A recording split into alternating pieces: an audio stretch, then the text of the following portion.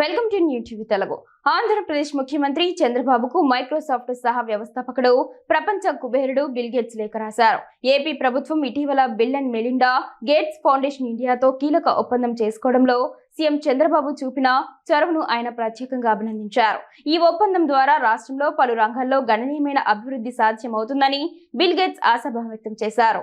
Bill and Melinda Gates Foundation India విభాగంతో ఒప్పందం కుదుర్చుకునేందుకు ముఖ్యమంత్రి చంద్రబాబు ఇటీవలే ఢిల్లీ వెళ్లారు.